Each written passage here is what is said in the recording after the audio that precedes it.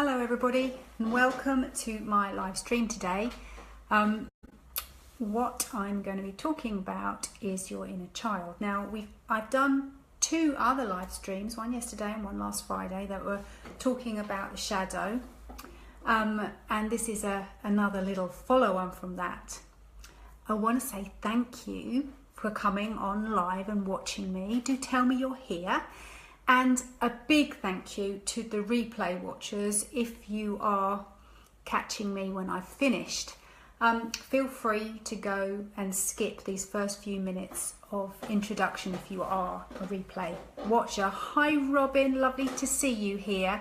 I'm getting to see a few people following me, and it's really quite nice to see you on every day. It feels like we're having, I don't know, coffee or something.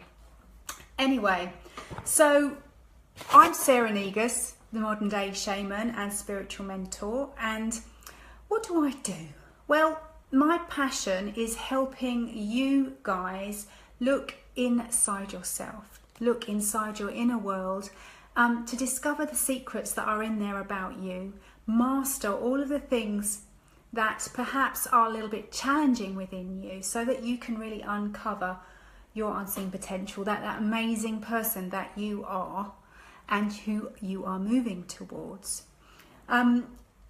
Today I'm going to be talking about inner child, a little bit of an overview, and why your inner child holds the key to your unconscious. Now, is the inner child something that you recognize? Hit me in the comments and tell me, if you can, what you think inner child means, what it means for you, and whether or not you have an idea of whether you've got a magical inner child, a creative inner child, a rebel inner child, a wounded inner child, a shy inner child, a frightened inner child. These are all different, unique aspects of inner child work.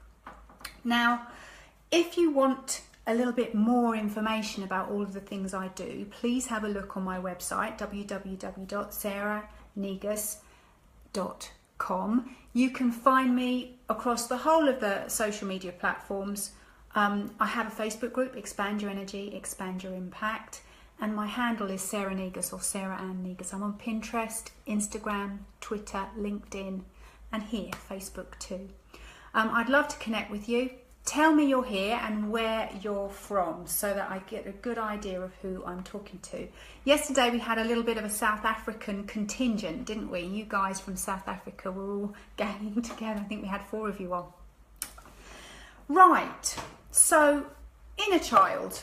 This is a favourite of mine. In fact, I don't think there's a part of my work that I don't love. And I've been talking about the shadow. And yesterday I explained that Jung had a theory that the global population has 4 main shadow archetypes. The self-saboteur, which I know pretty much lots of you will recognise. I know I have my own. The victim, the prostitute, which is when you overgive. It's not a sexual connotation there. It's about giving of yourself without receiving. And the inner child. And as Julie's telling us, her inner child is about being playful and creative and has a sense of wonder. Now, it's that sense of wonder that our inner child can bring to us as adults.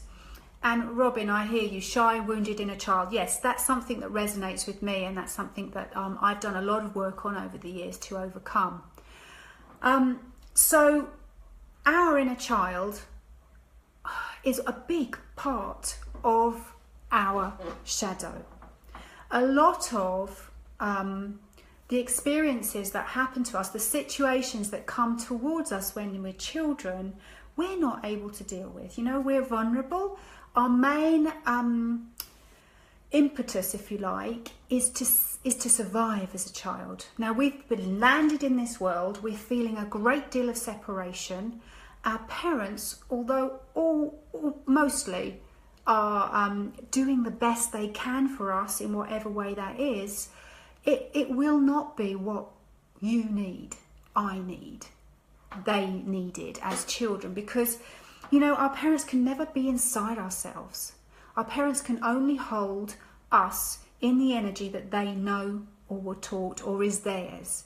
And it's often completely different. Now, I know that my mother, bless her, taught me so many things, mainly all of the things that I never want to be.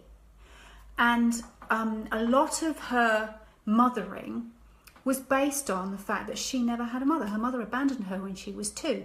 So she was a very unmothered child.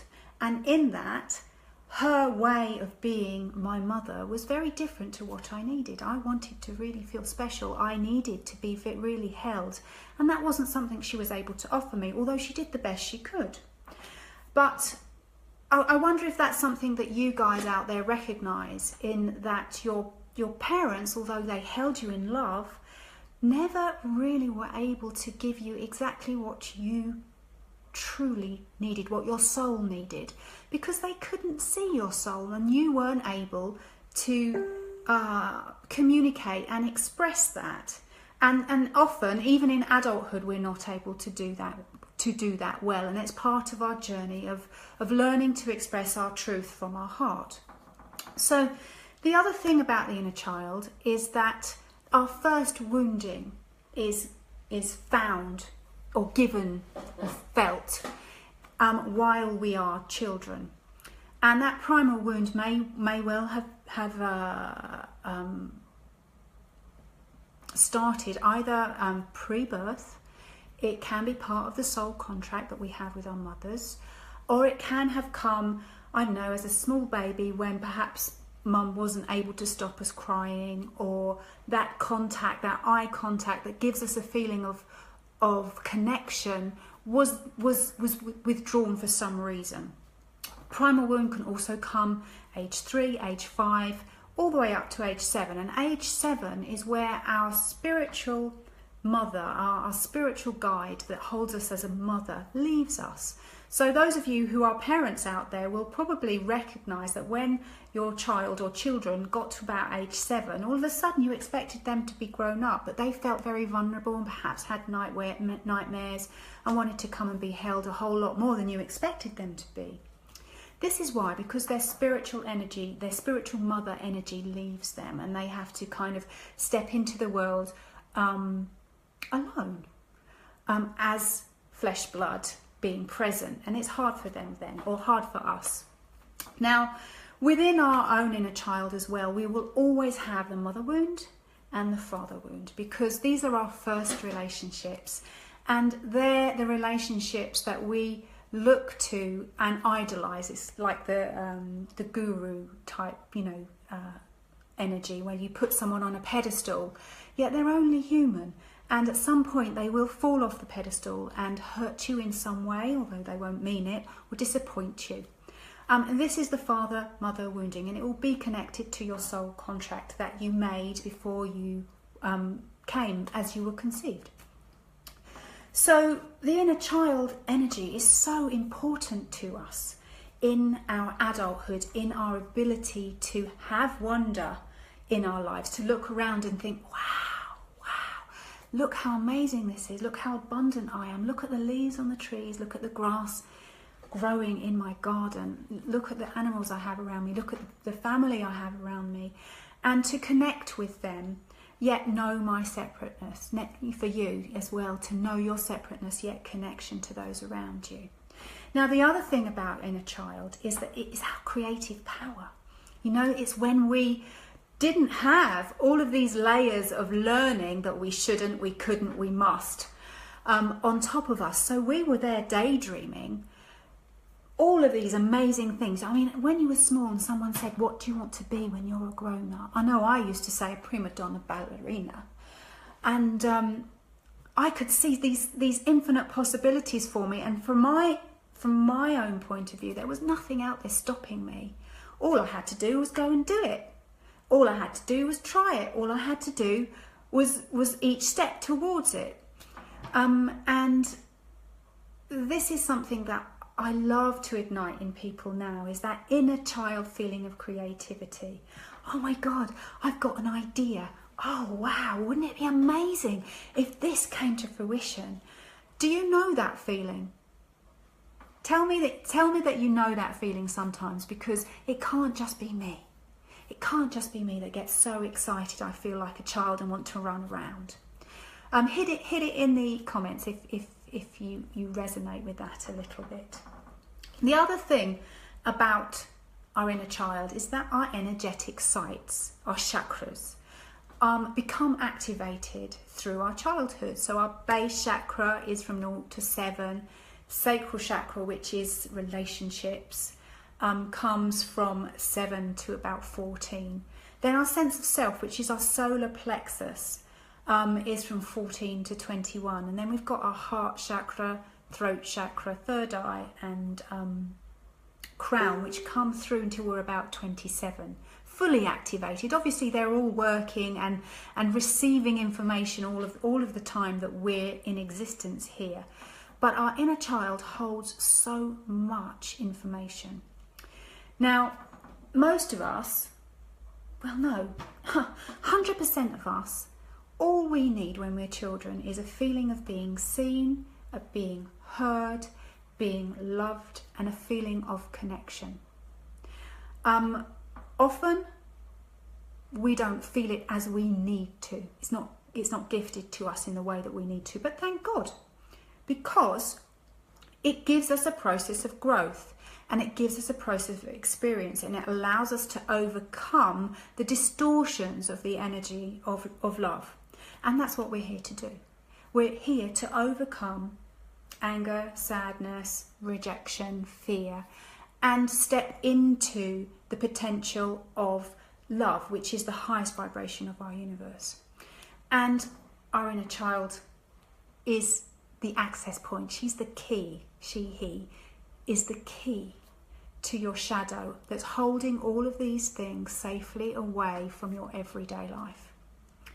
Now, one thing for you to go away and do today is to put in the comments one thing that your inner child loves to do, whether it's play, sing, dance. My son loves a good old debate, and he's been doing that since he was about 3. I don't know, write stories, colour. I've got a new calendar, new scheduling paper calendar, and it's got mandalas on it, and I love to colour that in. It really fills me with a sense of peace and calm and joy. So put it in the comments what your inner child loves to do, and then my call to action for you today is to go away today and do it. Do one thing that your inner child loves and see how that shifts your energy. I bet it's amazing. Now, thank you very much for being on this live stream. I thoroughly enjoyed talking about this subject. Now, I'm going to be back tomorrow with a little bit more inner child information. And tomorrow I'm going to be talking about your soul contract, that contract that you had with your mother before you came, and how it impacts your life, and how you can, knowing about it can really help you going forwards.